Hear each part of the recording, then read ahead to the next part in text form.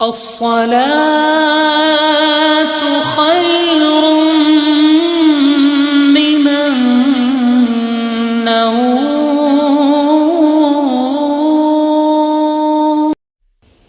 معزز برادران اسلام، السلام علیکم ورحمۃ اللہ وبرکاتہ. سامعین، ہم نبی رحمت صلی اللہ تعالی علیہ وسلم کی سوانح حیات بیان کر رہے ہیں، جس میں ہم نے بدر کا واقعہ مکمل پیش کر دیا ہے، اور آج ہمارا بیان بدر سے واپسی کا اور آپ کے چچا حضرت عباس کے ایمان لانے کے اوپر ہے کہ حضرت عباس رضی اللہ تعالیٰ عنہ کس طرح ایمان لائے. ناظرین، حضور اقدس صلی اللہ تعالیٰ علیہ وسلم نے فتح کے بعد حضرت زید بن حارثہ رضی اللہ تعالیٰ عنہ کو فتح مبین کی خوشخبری سنانے کے لیے مدینے بھیج دیا تھا. چنانچہ حضرت زید بن حارثہ رضی اللہ تعالیٰ عنہ یہ خوشخبری لے کر جب مدینے پہنچے تو تمام اہل مدینہ جوش مسرت کے ساتھ حضور صلی اللہ تعالیٰ علیہ وسلم کی آمد کے انتظار میں بے قرار رہنے لگے. اور جب تشریف آوری کی خبر پہنچی تو اہل مدینہ نے آگے بڑھ کر مقام روحہ میں آپ کا پرجوش استقبال کیا. اس کے بعد کفار مکہ جب اسیران جنگ بن کر مدینے میں آئے تو ان کو دیکھنے کے لیے بہت بڑا مجمع اکٹھا ہو گیا، اور یہ لوگ ان کو دیکھ کر کچھ نہ کچھ بولتے رہے. حضور صلی اللہ تعالیٰ علیہ وسلم کی زوجہ مطہرہ حضرت بی بی سودا رضی اللہ تعالیٰ عنہا ان قیدیوں کو دیکھنے کے لیے تشریف لائیں، اور یہ دیکھا کہ ان قیدیوں میں ان کے قریبی رشتہ دار سہیل بھی ہیں. تو وہ بے ساختہ بول اٹھی کہ اے سہیل، تم نے بھی عورتوں کی طرح بیڑیاں پہن لی ہیں، تم سے یہ نہ ہو سکا بہادر مردوں کی طرح لڑتے ہوئے تم قتل ہو جاؤ. ان قیدیوں کو حضور صلی اللہ تعالی علیہ وسلم نے صحابہ میں تقسیم فرما دیا اور یہ حکم دیا کہ ان قیدیوں کو آرام کے ساتھ رکھا جائے. چنانچہ 2-4 قیدی صحابہ کے گھروں میں رہنے لگے، اور صحابہ نے ان لوگوں کے ساتھ یہ حسن سلوک کیا کہ ان لوگوں کو گوشت، روٹی وغیرہ حسب مقدور بہترین کھانا کھلاتے تھے اور خود کھجوریں کھا کر رہتے تھے. قیدیوں میں حضور صلی اللہ تعالی علیہ وسلم کے حضرت عباس کے بدن پر کرتا نہیں تھا، لیکن وہ اتنے لمبے قد کے تھے کہ کسی کا بھی کرتا ان کے بدن پر ٹھیک نہیں اترتا تھا. عبداللہ بن ابی جو منافقین کا سردار تھا، چونکہ قد میں ان کے برابر تھا، اس لیے اس نے اپنا کرتا ان کو پہنا دیا. بخاری میں یہ روایت ہے کہ حضور صلی اللہ تعالی علیہ وسلم نے عبداللہ بن ابی کے کفن کے لیے جو اپنا پیرہن شریف عطا فرمایا تھا وہ اسی احسان کا بدلہ تھا. ان قیدیوں کے بارے میں حضور صلی اللہ تعالی علیہ وسلم نے حضرات صحابہ رضی اللہ تعالیٰ عنہ سے مشورہ فرمایا کہ ان کے ساتھ کیا معاملہ کیا جائے. حضرت عمر رضی اللہ تعالیٰ عنہ نے یہ رائے دی کہ ان سب دشمنان اسلام کو قتل کر دینا چاہیے، اور ہم میں سے ہر شخص اپنے اپنے قریبی رشتہ دار کو اپنی تلوار سے قتل کرے. مگر حضرت ابوبکر صدیق رضی اللہ تعالیٰ عنہ نے یہ مشورہ دیا کہ آخر یہ سب لوگ اپنے عزیز و اقارب ہی ہیں، لہذا انہیں قتل نہ کیا جائے، بلکہ ان لوگوں سے بطور فدیہ کچھ رقم لے کر ان سب کو رہا کر دیا جائے. کیونکہ اس وقت مسلمانوں کی مالی حالت بہت کمزور ہے. فدیے کی رقم سے مسلمانوں کی مالی امداد کا سامان بھی ہو جائے گا، اور شاید آئندہ اللہ تعالیٰ ان لوگوں کو اسلام کی توفیق نصیب فرما دے. حضور رحمت عالم صلی اللہ تعالی علیہ وسلم نے حضرت ابوبکر صدیق رضی اللہ تعالیٰ عنہ کی سنجیدہ رائے کو پسند فرمایا، اور ان قیدیوں سے 4-4 ہزار درہم فدیہ لے کر ان لوگوں کو چھوڑ دیا. جو لوگ مفلسی کی وجہ سے فدیہ نہیں دے سکتے تھے وہ یوں ہی بلا فدیہ چھوڑ دیے گئے. ان قیدیوں میں جو لوگ لکھنا جانتے تھے ان میں سے ہر ایک کا فدیہ یہ تھا کہ وہ انصار کے 10 لڑکوں کو لکھنا سکھا دے. انصار نے حضور صلی اللہ تعالی علیہ وسلم سے یہ درخواست کی کہ یا رسول اللہ صلی اللہ تعالی علیہ وسلم، حضرت عباس ہمارے بھانجے ہیں، لہذا ہم ان کا فدیہ معاف کرتے ہیں. لیکن آپ صلی اللہ تعالی علیہ وسلم نے یہ درخواست کو منظور نہیں فرمایا، کیونکہ حضرت عباس قریش کے ان 10 دولت مندوں اور رئیسوں میں سے تھے جنہوں نے لشکر کفار کے راشن کی ذمہ داری اپنے سر پر لی تھی، اس غرض کے لیے کہ حضرت عباس کے پاس بھی 20 اقیہ سونا تھا. چونکہ فوج کا کھانا کھلانے کے لیے ابھی حضرت عباس کی باری نہیں آئی تھی، اسی لیے وہ سونا ابھی تک ان کے پاس محفوظ تھا۔ اس سونے کو حضور صلی اللہ تعالی علیہ وسلم نے مال غنیمت میں شامل فرما لیا اور حضرت عباس سے مطالبہ فرمایا کہ وہ اپنا اور اپنے دونوں بھتیجوں عقیل بن ابی طالب اور نوفل بن حارث اور اپنے حلیف عتبہ بن عمر بن زہدم 4 شخصوں کا فدیہ ادا کریں۔ حضرت عباس نے کہا کہ میرے پاس فی الحال کوئی مال نہیں ہے، تو میں کہاں سے فدیہ ادا کروں؟ یہ سن کر حضور نبی رحمت صلی اللہ تعالی علیہ وسلم نے فرمایا کہ چچا جان، کیا آپ کے پاس واقعی کوئی مال نہیں؟ آپ کا وہ مال کہاں ہے جو آپ نے جنگ بدر کے لیے روانہ ہوتے وقت اپنی بیوی ام الفضل کو دے دیا تھا اور یہ کہا تھا کہ اگر میں اس لڑائی سے مارا جاؤں تو اس میں سے اتنا مال میرے لڑکوں کو دے دینا۔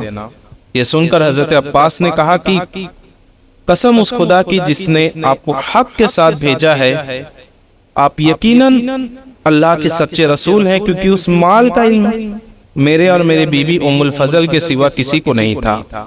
حضرت عباس نے اپنا اور اپنے دونوں بھتیجوں اور اپنے حلیف کا فدیہ ادا کرا اور رہائی حاصل کی۔ پھر اس کے بعد حضرت عباس اور حضرت عقیل اور حضرت نوفل تینوں مشرف با اسلام ہوئے۔ اس طرح حضرت عباس رضی اللہ تعالیٰ عنہ مسلمان ہوئے۔ جنگ بدر کے قیدیوں میں حضور صلی اللہ تعالی علیہ وسلم کے داماد ابو العاص بن عربیہ بھی تھے۔ یہ حالہ بنت خویلد کے لڑکے تھے اور حالہ حضرت بی بی خدیجہ رضی اللہ تعالیٰ عنہ کے حقیقی بہن تھی، اس لیے حضرت بی بی خدیجہ رضی اللہ تعالیٰ عنہ نے رسول اللہ صلی اللہ تعالی علیہ وسلم سے مشورہ لے کر اپنی لڑکی حضرت زینب رضی اللہ تعالیٰ عنہ کا ابو العاص بن عربیہ سے نکاح کر دیا تھا۔ حضور صلی اللہ تعالی علیہ وسلم نے جب اپنی نبوت کا اعلان فرمایا تو آپ کی صاحب جادی حضرت زینب رضی اللہ تعالیٰ عنہ نے تو اسلام قبول کر لیا، مگر ان کے شوہر ابو العاص مسلمان نہیں ہوئے اور نہ حضرت زینب رضی اللہ تعالیٰ عنہ کو اپنے سے جدا کیا۔ ابو العاص بن عربیہ نے حضرت زینب رضی اللہ تعالیٰ عنہ کے پاس قاصد بھیجا کہ فدیے کی رقم وہ بھیج دیں۔ حضرت زینب رضی اللہ تعالیٰ عنہ کو ان کی والدہ حضرت بی بی خدیجہ رضی اللہ تعالیٰ عنہ نے جہیز میں ایک قیمتی ہار بھی دیا تھا۔ حضرت زینب رضی اللہ تعالیٰ عنہ نے فدیے کی رقم کے ساتھ وہ ہار بھی اپنے گلے سے اتار کر مدینے بھیج دیا۔ جب حضور صلی اللہ تعالی علیہ وسلم کی نظر اس ہار پر پڑی تو حضرت بی بی خدیجہ الکبریٰ رضی اللہ تعالیٰ عنہ اور ان کی محبت کی یاد نے قلب مبارک پر ایسا رقت انگیز اثر ڈالا کہ آپ رو پڑے اور صحابہ سے فرمائے کہ اگر تم لوگوں کی مرضی ہو تو بیٹی کو اس کی ماں کی یادگار واپس کر دوں۔ یہ سن کر تمام صحابہ کرام رضی اللہ تعالیٰ عنہم نے سر تسلیم خم کر دیا اور یہ ہار حضرت بی بی زینب رضی اللہ تعالیٰ عنہ کے پاس مکہ بھیج دیا گیا۔ اس کے بعد ابو العاص رہا ہو کر مدینے سے مکہ آئے اور حضرت بی بی زینب رضی اللہ تعالیٰ عنہ کو مدینے بھیج دیا۔ ابو العاص بہت بڑے تاجر تھے، یہ مکہ سے اپنا سامان تجارت لے کر شام گئے اور وہاں سے خوب نفع کما کر مکہ آ رہے تھے کہ مسلمان مجاہدین نے ان کے قافلے پر حملہ کر کے ان کا سارا مال اور اسباب لوٹ لیا اور یہ مال غنیمت تمام سپاہیوں پر تقسیم بھی ہو گیا۔ ابو العاص چھپ کر مدینے پہنچے اور حضرت زینب رضی اللہ تعالیٰ عنہ نے ان کو پناہ دے کر اپنے گھر اتارا۔ حضور صلی اللہ تعالیٰ علیہ وسلم نے صحابہ کرام رضی اللہ تعالیٰ عنہم سے فرمایا کہ اگر تم لوگوں کی خوشی ہو تو ابو العاص کا مال اور سامان اس کو واپس لوٹا دو۔ فرمان رسالت کا اشارہ پاتے ہی تمام مجاہدین نے سارا مال اور سامان ابو العاص کے سامنے رکھ دیا۔ ابو العاص اپنا سارا مال اور اسباب لے کر مکہ آئے اور تمام تجارت کے شریکوں کو پائی پائی کا حساب سمجھا کر اور سب کو اس کے حصے کی رقم ادا کر کے اپنے مسلمان ہونے کا اعلان کر دیا اور اہل مکہ سے کہہ دیا کہ میں یہاں آ کر اور سب کا پورا حساب ادا کرنے کے بعد مدینے جا رہا ہوں تاکہ کوئی یہ نہ کہے کہ ابو العاص ہمارا روپیہ لے کر تقاضا سے ڈر کے مسلمان ہو گیا ہے اور مدینے میں بھاگ گیا ہے۔ اس کے بعد حضرت ابو العاص رضی اللہ تعالیٰ عنہ مدینے آ کر حضرت بی بی زینب رضی اللہ تعالیٰ عنہ کے ساتھ رہنے لگے۔ ناظرین، بدر میں کفار قریش کی شکست فاس کی خبر جب مکے میں پہنچی تو ایسا کوہرام مچ گیا کہ گھر در ماتم گدا بن گیا۔ مگر اس خیال سے کہ مسلمان ہم پر ہنسیں گے، ابو سفیان نے تمام شہر میں اعلان کروا دیا تھا کہ خبردار کوئی شخص رونے نہ پائے۔ اس لڑائی میں اسود بن المطلب کے 2 لڑکے عقیل اور زمعہ اور ایک پوتا حارث بن زمعہ قتل ہوا تھا۔ اس صدمہ زنکہا سے اسود کا دل پھٹ گیا تھا۔ وہ چاہتا تھا کہ اگر میں اپنے ان مقتولوں پر خوب پھوٹ پھوٹ کر رونے پاؤں تاکہ دل کی بھڑاس نکل جائے، لیکن قومی غیرت کے خیال سے رو نہیں سکا، مگر دل میں گھٹتا اور کڑتا رہتا تھا کہ آنسو بہاتے بہاتے اندھا ہو گیا تھا۔ وہ ایک دن شہر میں کسی عورت کے رونے کی آواز آئی تو اس نے اپنے غلام کو بھیجا کہ دیکھو کون رو رہا ہے، کیا بدر کے مقتولوں پر رونے کی اجازت ہو گئی ہے؟ میرے سینے میں رنج و غم کی آگ سلگ رہی ہے، میں بھی رونے کے لیے بے قرار ہوں۔ غلام نے بتایا کہ ایک عورت کا اونٹ گم ہو گیا ہے، وہ اس غم میں رو رہی ہے۔ اسود شاعر تھا تو یہ سن کر وہ بے اختیار اس کی زبان سے دردناک آثار نکل پڑے جس کے لفظ بر لفظ سے خون ٹپک رہا تھا۔ وہ کہنے لگا کیا وہ عورت ایک اونٹ کے گم ہو جانے پر رو رہی ہے اور بے خوابی نے اس کو نیند سے روک دیا ہے؟ تو وہ ایک اونٹ پر نہ روئے لیکن بدر پر روئے جس جگہ قسمتوں نے کوتاہی کی ہے۔ اگر تجھ کو رونا ہے تو عقیل پر رویا کر اور حارث پر رویا کر جو شیروں کا شیر تھا، اور ان سب پر رویا کر، مگر ان سبوں کا نام مت لے، اور ابو حاکمہ زمعہ کا تو کوئی ہمسر ہی نہیں تھا۔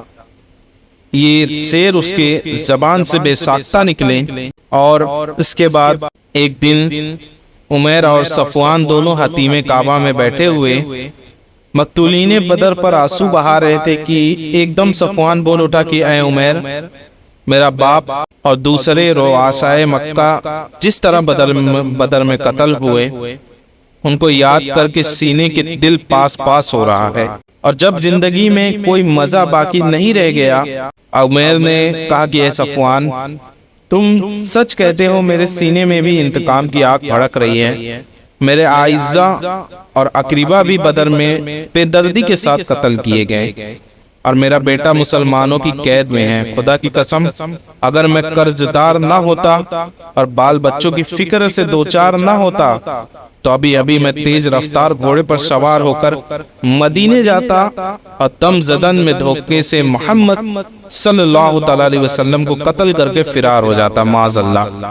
یہ سن کر صفوان نے کہا عمیر، تم اپنے قرض اور اپنے بچوں کی ذرا بھی فکر نہ کرو، میں خدا کے گھر میں عہد کرتا ہوں کہ تمہارا سارا قرض ادا کر دوں گا، اور میں تمہارے بچوں کی پرورش کا بھی ذمہ دار ہوں۔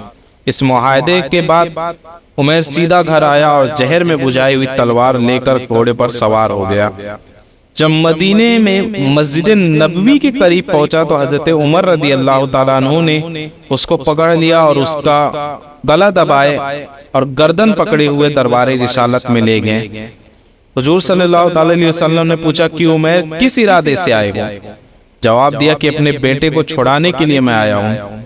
آپ نے فرمایا کیا تم نے اور صفوان نے حتیم کعبہ میں بیٹھ کر میرے قتل کی سازش نہیں کی ہے؟ بتاؤ تم نے نہیں کیا ہے یہ؟ عمیر یہ راز کی بات سن کر سناٹے میں آ گیا اور کہا کہ میں گواہی دیتا ہوں کہ بے شک آپ اللہ عز و جل کے رسول ہیں، کیونکہ خدا کی قسم میرے اور صفوان کے سوا اس راز کی کسی کو بھی خبر نہیں تھی۔ ادھر مکے میں صفوان حضور صلی اللہ تعالی علیہ وسلم کے قتل کی خبر سننے کے لیے انتہائی بے قرار تھا اور دن گن گن کر عمیر کے آنے کا انتظار کر رہا تھا، مگر جب اس نے ناگہاں یہ سنا کہ عمیر مسلمان ہو گیا تو فرط حیرت سے اس کے پاؤں کے نیچے سے زمین نکل گئی اور وہ بوکھلا گیا تھا۔ حضرت عمیر مسلمان ہو کر مکے آئے اور جس طرح وہ پہلے مسلمانوں کی خون کے پیاسے تھے، اب وہ کافروں کی جان کے دشمن بن گئے اور انتہائی بے خوفی اور بہادری کے ساتھ مکے میں اسلام کی تبلیغ کرنے لگے، یہاں تک کہ ان کی دعوت اسلام سے بڑے بڑے کافروں کے اندھیرے دلوں میں نوری ایمان کی روشنی سے اجالا ہو گیا، اور یہی عمیر اب صاحب رسول حضرت عمر رضی اللہ تعالیٰ عنہ کہلانے لگے۔ ناظرین، جو صحابہ کرام رضی اللہ تعالیٰ عنہ جنگ بدر کے جہاد میں شریک ہو گئے، وہ تمام صحابہ میں ایک خصوصی شرف کے ساتھ ممتاز ہیں، اور ان خوش نصیبوں کے فضائل میں ایک بہت ہی عظیم الشان فضیلت یہ ہے کہ ان شہادت مندوں کے بارے میں حضور اکرم صلی اللہ تعالی علیہ وسلم نے یہ فرمایا، بے شک اللہ تعالیٰ اہل بدر سے واقف ہے، اور اس نے یہ فرما دیا ہے کہ تم اب جو عمل چاہو کرو، بلا صبح تمہارے لیے جنت واجب ہو چکی ہے، یا پھر یہ فرمایا کہ میں نے تمہیں بخش دیا ہے۔ ناظرین، ابو لہب جنگ بدر میں شریک تو نہیں ہو سکا۔ جب کفار قریش کی شکست کھا کر مکے واپس آئے تو لوگوں کی زبانی جنگ بدر کی حالت سن کر ابو لہب کو انتہائی رنج و ملال ہوا۔ اس کے بعد وہ چیچک کی بڑی بیماری میں مبتلا ہو گیا، جس سے اس کا تمام بدن سڑ گیا اور 8ویں دن مر گیا۔ عرب کے لوگ چیچک سے بہت ڈرتے تھے اور اس بیماری میں مرنے والوں کو بہت ہی منحوس سمجھتے تھے، اس لیے اس کے بیٹے نے بھی 3 دن تک اس کی لاش کو ہاتھ نہیں لگایا، مگر اس خیال سے کہ لوگ تانا ماریں گے تو انہوں نے ایک گڑھا کھودا اور لکڑیوں کے سہارے ڈھکیلتے ہوئے لے گئے اور اس گڑھے میں لاش کو گرا کر اوپر سے مٹی ڈال دی، اور بعض مورخین نے تحریر فرمایا ہے کہ دور سے لوگوں نے اس گڑھے میں اس قدر پتھر پھینکے کہ ان پتھروں سے اس کی لاش چھپ گئی۔ تو یہ ابو لہب کی عبرت بات موت کا بیان ہے۔ سامعین، رمضان سن 2 ہجری میں حضور صلی اللہ تعالی علیہ وسلم جنگ بدر کے معرکے سے واپس ہو کر مدینے واپس لوٹے۔ اس کے بعد ٹھیک 15 شوال سن 2 ہجری میں غزوہ بنی قینقاع کا واقعہ درپیش ہو گیا۔ ہم پہلے بتا چکے ہیں کہ مدینے کے اطراف میں یہودیوں کے 3 بڑے قبائل آباد تھے، بنو قینقاع، بنو نذیر اور بنو قریظہ۔ ان تینوں سے مسلمانوں کا معاہدہ تھا کہ مگر جنگ بدر کے بعد جس قبیلے نے سب سے پہلے معاہدہ توڑا وہ قینقاع کے یہودی تھے، جو سب سے زیادہ بہادر اور دولت مند تھے۔ اس کا واقعہ یہ ہے کہ ایک برقع پوش عرب عورت یہودیوں کے بازار میں آئی، دکانداروں نے شرارت کی اور اس عورت کو ننگا کر دیا۔ اس پر تمام یہودی ڈیکہا لگا کر ہنسنے لگے۔ عورت چلائی تو ایک عرب آیا اور دکاندار کو قتل کر دیا۔ اس پر یہودیوں اور عربوں میں لڑائی شروع ہو گئی۔ حضور صلی اللہ تعالی علیہ وسلم کو جب اس کی خبر ہوئی تو تشریف لائے اور یہودیوں کی اس غیر شریفانہ حرکت پر ملامت فرمانے لگے۔ اس پر بنو قینقاع کے خبیث یہودی بگڑ گئے اور بولے کہ جنگ بدر کی فتح سے آپ مغرور نہ ہو جائیں، مکے والے جنگ کے معاملے میں بے ڈھنگے تھے، اس لیے آپ نے ان کو مار لیا ہے، معاذ اللہ۔ اگر ہم سے آپ کا سابقہ پڑ گیا تو آپ کو معلوم ہو جائے گا کہ جنگ کس چیز کا نام ہے، استغفر اللہ، اور یہ لڑنے والے کیسے ہوتے ہیں۔ تو جب یہودیوں نے معاہدہ توڑ دیا تو حضور صلی اللہ تعالی علیہ وسلم نے نصف شوال سن 2 ہجری سنیچر کے دن ان یہودیوں پر حملہ کر دیا۔ یہودی جنگ کی تاب نہ لا کر اور اپنے قلعوں کا فاٹک بند کر کے قلعہ بند ہو گئے، مگر 15 دن کے معاشرے کے بعد بالآخر یہودی مغلوب ہو گئے اور ہتھیار ڈال دینے پر مجبور ہو گئے۔ حضور صلی اللہ تعالی علیہ وسلم نے صحابہ اکرام رضی اللہ تعالی عنہم کے مشورے سے ان یہودیوں کو شہر بدر کر دیا اور یہ عہد سکن بدذات یہودی ملک شام کے مکان ازرعات میں جا کر آباد ہو گئے۔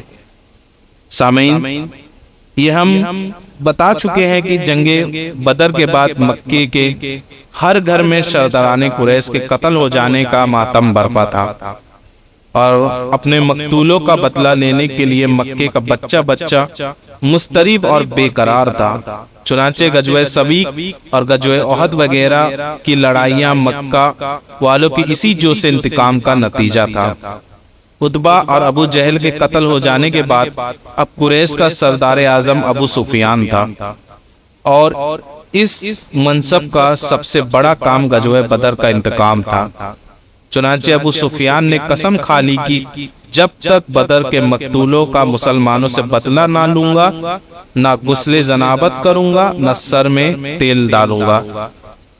چنانچہ جنگ بدر کے 2 ماہ بعد ذوالحجہ سن 2 ہجری میں ابو سفیان 270 سواروں کا لشکر لے کر مدینے طرف بڑھا۔ اس کو یہودیوں کا بڑا بھروسہ بلکہ ناز تھا کہ مسلمانوں کے مقابلے میں وہ اس کی امداد کریں گے۔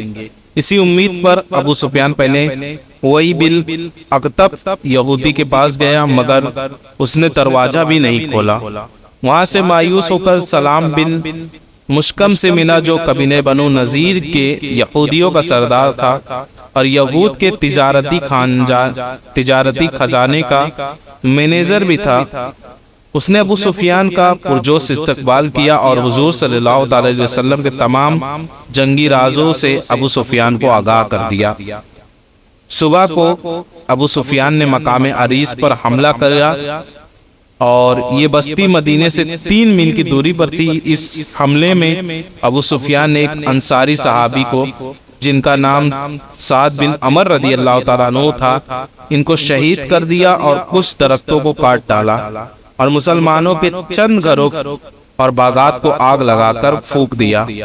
ان حرکتوں سے اس کے گمان میں اس کی قسم پوری ہو گئی۔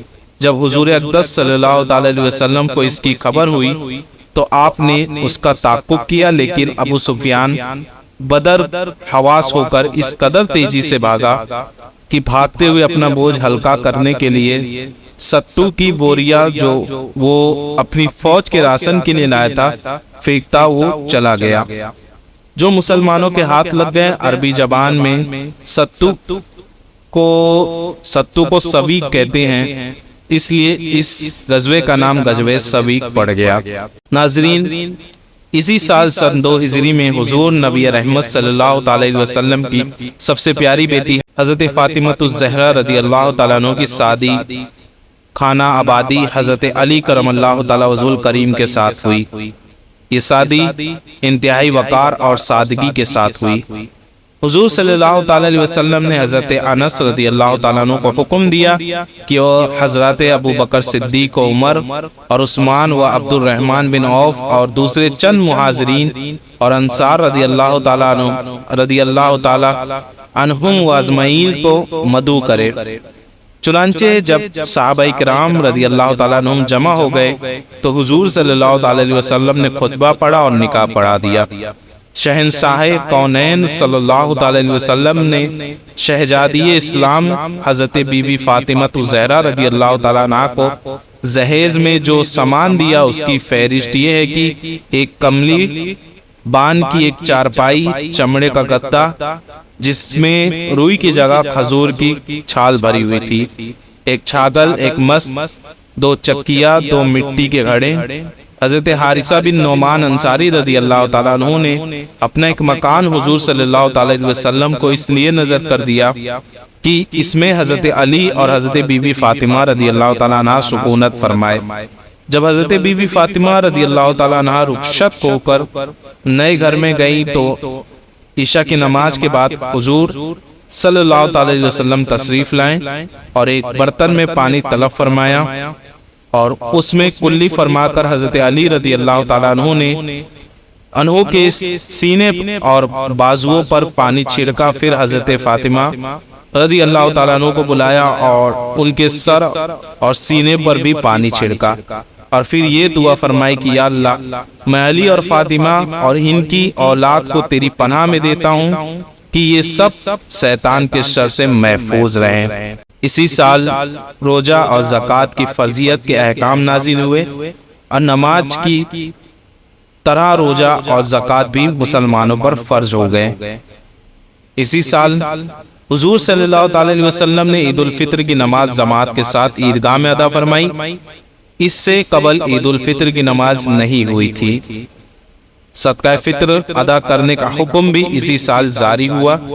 اسی سال 10 ذو الحجہ کو حضور صلی اللہ تعالی علیہ وسلم نے بقر عید کی نماز ادا فرمائی۔ اسی سال غزوہ کرۃ القدر و غزوہ بحران وغیرہ چند چھوٹے چھوٹے غزوات بھی پیش آئے جن میں حضور صلی اللہ تعالی علیہ وسلم نے شرکت فرمائی، مگر ان غزوات میں کوئی جنگ نہیں ہوئی۔ یہ اس سال ہونے والے کچھ واقعات تھے جو میں نے مکمل کر دیے ہیں انشاءاللہ تعالی۔ اس کے بعد ہم سن 3 ہجری کا واقعات پیش کریں گے، جس میں سب سے پہلا اور سب سے بڑی جنگ احد کا بیان آپ ملاحظہ کریں گے۔